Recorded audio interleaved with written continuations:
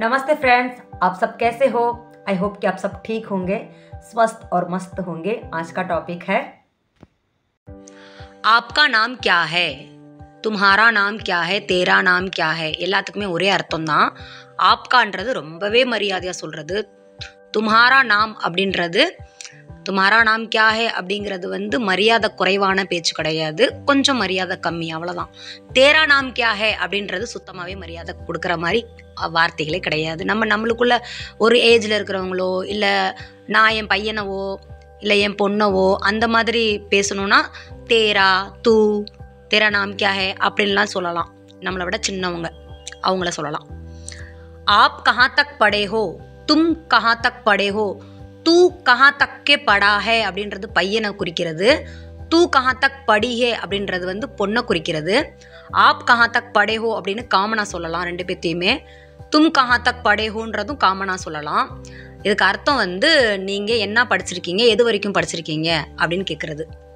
ஆப்கி பढ़ाई கஹாं தக் हुई है, ஆப்கி पढ़ाई கஹாं தக்கே हुई है இப்படியும் சொல்லலாம். तुम्हारी पढ़ाई कहाँ तक के हुई है இப்படியும் சொல்லலாம். मैं ज़्यादा नहीं पढ़ी हूँ, सिर्फ 10वीं तक ही पढ़ी हूँ அப்படின்றது நான் பொண்ணு அதனால் படி ஹூ அப்படின்னு வரும். இதே ஒரு பையன் சொல்லணும் அப்படின்னா मैं सिर्फ 10वीं तक पढ़ा हूँ, मैंने ज़्यादा पढ़ाई नहीं की இப்படியும் சொல்லலாம். படா அப்படின்ற வார்த்தை வந்து ஒரு பையன் சொல்ல வேண்டியது. நான் படா அப்படின்னு சொல்ல முடியாது. அதாவது மே 10वीं तक पढ़ा அப்படின்னு நான் சொல்லக்கூடாது. நான் பொண்ணு, मैंने 10वीं तक पढ़ी, मैं 10वीं तक पढ़ी அப்படின்னு தான் சொல்லணும். मेरी पढ़ाई 10वीं तक के हुई है இப்படியும் சொல்லலாம். मैंने 10वीं तक पढ़ाई की இப்படியும் சொல்லலாம். मैंने सिर्फ 10वीं तक पढ़ाई की அப்படின்னு சொல்லலாம். சிர்ஃப் அப்படின்றது வந்து அது இவ்வளோதான் அப்படின்றதுக்கு அர்த்தம். மேனேன்றது நான், 10वीं தக்னா 10வது வரைக்கும். நான் 10வது வரைக்கும் தான் படிச்சிருக்கேன், அதுக்கு மேலே என்னால் படிக்க முடியலன்ற மாதிரி அர்த்தம். 10वीं से ज़्यादा पढ़ नहीं पाया அப்படின்னு பையன் சொல்லணும். 10वीं से ज़्यादा पढ़ नहीं पाई அப்படின்னு பொண்ணு சொல்லணும். என்னால் படிக்க முடியல 10வதுக்கு மேலே அப்படின்னு அர்த்தம். मैंने BA तक पढ़ी हूँ பொண்ணு, मैंने BA तक पढ़ा हूँ ஆண் சொல்லணும்.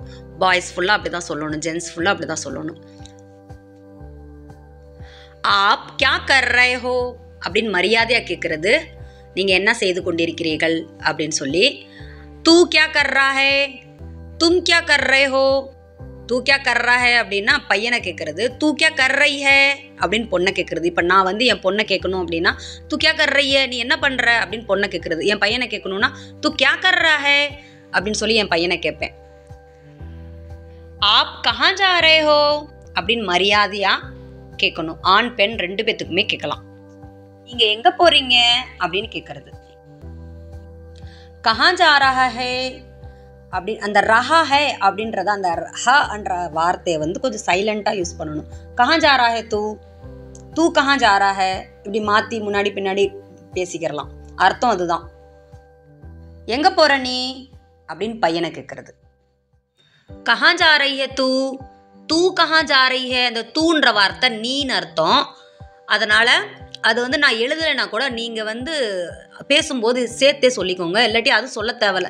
இப்போ ஒரு நபர் நின்றுருக்காங்க அப்படின்னா அவங்கக்கிட்ட தான் நம்ம பேசுகிறோம் அப்படின்றப்ப தூன்னு சொல்லணும்னு கூட அவசியம் இல்லை. நம்ம அவங்கள மட்டும் குறிப்பிட்டு சொல்லணும் அப்படின்றப்ப, அவங்கள பார்த்து சொல்கிறோம் அப்படின்றப்ப தூன்னு சொல்லணும் நான் அவசியம் இல்லை. இருந்தாலும் நம்ம தூண் யூஸ் பண்ணாலும் பிரச்சனையும் இல்லை. அதனால் நீங்கள் எழுதணும் அப்படின்னா எழுதி வச்சுக்கோங்க. ஒரு சில இடத்துல நான் தூ அப்படின்றத போடாமல் இருந்திருப்பேன். ஆனால் நீங்கள் போட்டு எழுதி வச்சுக்கோங்க. அதை வந்து திரும்பவும் ரிப்பீட் பண்ணுங்கள், படிச்சுக்கிட்டே இருங்க, உங்களுக்கு சீக்கிரமாக வந்துடும். நீங்களே நீங்கள் பேசுகிறத ரெக்கார்ட் பண்ணி கேளுங்க. நான் பேசுகிற மாதிரி கரெக்டாக நீங்கள் பேசுகிறீங்களா அப்படின்னு சொல்லி. நான் பேசுகிறது மாதிரியே உச்சரிப்பு கரெக்டாக இருந்துச்சுன்னா ஓகே, நம்ம ஹிந்தி பேசி பழகிட்டோம் அப்படின்னு நீங்களே நினச்சிக்கோங்க. இல்லை உங்களுக்கு பர்சனல் கோச்சிங் வேணும்னா நான் சொல்லிக் கொடுக்குறதுக்கு ரெடியாக இருக்கேன். எனக்கு வந்து என் நம்பர் வந்து டிஸ்கிரிப்ஷனில் இருக்குது. இதுக்கு முன்னாடி போட்ட வீடியோஸில் எல்லாத்துலேயுமே நம்பர் இருக்குது. அதை நீங்கள் பார்த்து எனக்கு வந்து மெசேஜ் பண்ணுங்கள். நான் உங்களுக்கு பர்சனல் கோச்சிங் கொடுப்பேன், சரளமாக பேச வைப்பேன். ஹிந்திக்காரவங்க பேசுகிறது மாதிரியே அறகுறையாக பேசினாலும் சீக்கிரமாக கற்றுப்பீங்க. ஒருவேளை சுத்தமாக எதுவுமே எனக்கு தெரியவே தெரியாது அப்படின்னு சொன்னால் அதையும் நான் கற்றுக் கொடுக்க ரெடியாக இருக்கேன். ஜவான் லடுக்கி, லடுக்கி அப்படின்னு படிக்கக்கூடாது, லடுக்கின்னே படிங்க. ஏன்னா தமிழில் டா போட்டிருந்தேன்னா லடக்கி அப்படின்னு வந்துடும். அது வந்து சரியாக உங்களுக்கு பேச வராது. அதனால தான் டூவை போட்டு விட்டேன். லடுக்கி அப்படின்னு தான் படிக்கணும். ஜவான் லடுக்கினா இளம் பெண்ணு. சோட்டா பச்சா, படா பச்சா அப்படின்னா பசங்களை சொல்கிறது, குழந்தைகளை சொல்கிறது. சோட்டி பச்சி, படி பச்சி அப்படின்னா பொண்ணுங்களை சொல்கிறது. படி பச்சி பெரிய பாப்பா, சோட்டி பச்சின்னா சின்ன பாப்பா, அந்த மாதிரி சொல்கிறது. ஜவான் லடக்கா அப்படின்னா பையனை சொல்கிறது. நோ ஜவான் அப்படின்னு சொன்னால் இளைஞன் அப்படின்னு சொல்கிறது. வெறும் ஜவான்னாலும் இளைஞன் தான். औरत ஆத்மி, நான் சொல்கிற உச்சரிப்பை மட்டும் கரெக்டாக சொல்லிடுங்க. அவ்வளோ பெரிய விஷயம் கிடையாது ஹிந்தி. லடுக்கா அப்படின்னு போட்டிருக்கேன் இல்லையா, அந்த மாதிரி படிக்காமல் லடக்கா, லடுக்கி அப்படின்னு மட்டும் படிங்க, அதுவே போதும். லடு அப்படின்னு படிக்கக்கூடாது. இங்கிலீஷ் வார்த்தை எழுதியிருக்கேன் பாருங்க, அது கரெக்டாக இருக்கும்.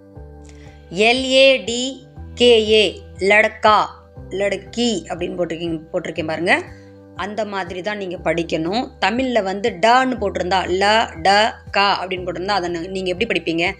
லடக்கா அப்படின்னு படிப்பீங்க. அதனால தான் நான் டூவை போட்டேன், லடுக்கா அப்படின்னு சொல்லி சுருக்கமாக படிக்கணும். औरत அப்படின்னா பெண், ஆத்மி அப்படின்னா ஆண். அந்த ஆத்மி த வந்து கொஞ்சம் லைட்டான த யூஸ் பண்ணணும் இந்த இடத்துல. ஆத்மி அப்படின்னு சொல்லணும். ஆத்மி அப்படின்னு சொன்னோம்னா அந்த வார்த்தையே மாறி போயிடும். அந்த ஒரு சில இடத்துல உச்சரிப்பை மட்டும் கவனமாக கவனிங்க. நான் எப்படி பேசுகிறேன் அப்படின்னு சொல்லி ஒரு தடவைக்கு 2 தடவை கூட கேட்டு நீங்கள் எழுதி வச்சுக்கோங்க. நான் எழுதி போடுற எல்லா விஷயத்தையுமே நோட் பண்ணி வச்சுக்கிட்டு இந்த வீடியோவை போட்டுக்கிட்டு காதில் கேட்டுக்கிட்டே அதை நீங்கள் படிங்க. நான் சொல்கிறதுக்கும் அதில் இருக்கிறதுக்கும் கரெக்டாக இருந்துச்சு, நீங்களும் அதே மாதிரி சொல்லிட்டீங்க அப்படின்னா நீங்கள் சொல்கிறதையும் ரெக்கார்ட் பண்ணி வச்சுக்கிட்டு கேளுங்க. நான் சொல்கிறதுக்கும் நீங்கள் பேசுகிறதுக்கும் என்ன வித்தியாசம் அப்படின்னு உங்களுக்கு புரிஞ்சதுன்னா அதை அப்படியே சேஞ்ச் பண்ணி நான் பேசுகிறது மாதிரியே பேசுங்க. உச்சரிப்பு தான் இதில் ரொம்ப முக்கியமான ஒன்று.